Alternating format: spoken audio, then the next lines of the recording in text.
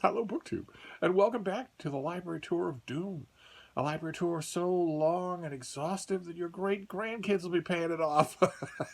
And today, we're moving to military history, to a book by an author I've praised many times on this channel, Frank McGlynn. This is his book, 1066, The Year of Three Battles.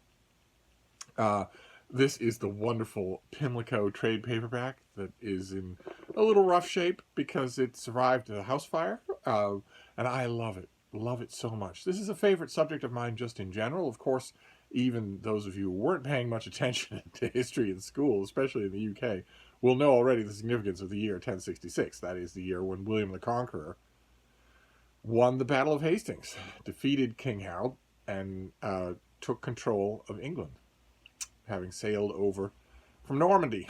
And William has been the subject of a million biographies and a million historical romances, and the battle has been analyzed to it fairly well. So this book doesn't, so to speak, cover any new ground. What it does is it emphasizes in the title is stress to the reader that this was a much more complicated thing than just Duke William defeating King Harold in a pitched battle at Hastings.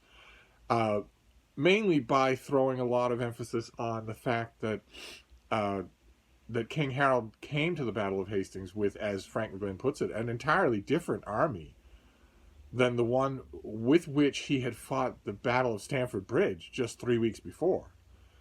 The key to 1066, as the subtitle makes clear here, is that it was a series of battles. King Harold was unbelievably unlucky in that year, or he, in my opinion, would have won each of the battles that he faced in that year. Instead, he faced King Harald Hardrada of Norway at Stamford Bridge, had to win that battle and then pull up, resupply, and force march what was left of his army, gathering new forces, all the way to a different battle.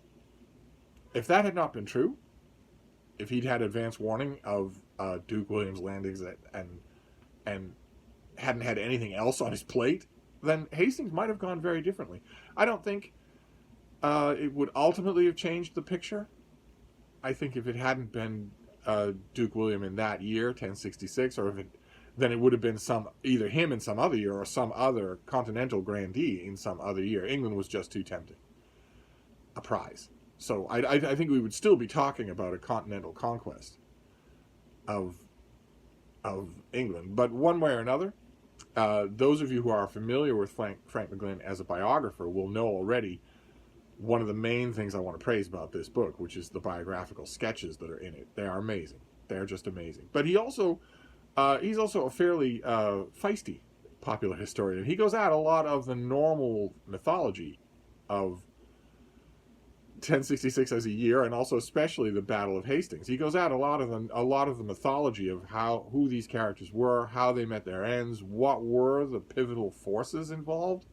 Was it the mounts? Was it the archery? What was going on?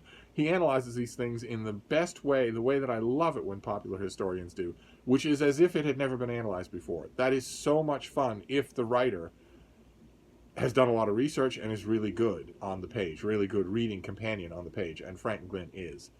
So, in the event that I don't end up making a 1066 starter kit, which is unlikely to happen, David Howard's book on 1066, The Year of the Conquest, is a favorite of mine, but it's also coming in this Library Tour of Doom. So for now, I just want to recommend this book. I would love to find another copy of it myself, another Pimlico trade paperback. I love Pimlico trade paperbacks, just love them. Don't know why, but I have a lot of them, and I would love a lot more. Oh my, I would love every one they've ever made. Every time I see one, even if it's on a subject that I'm not particularly wild about, I grab it.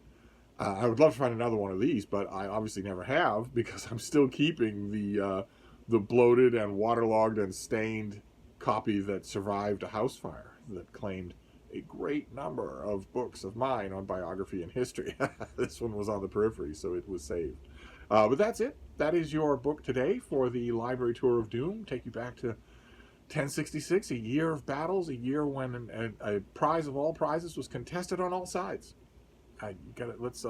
Let's finish up this particular episode of the Library Tour of Doom with a little nod of the cap to King Harold Godwinson, because he had a rough year.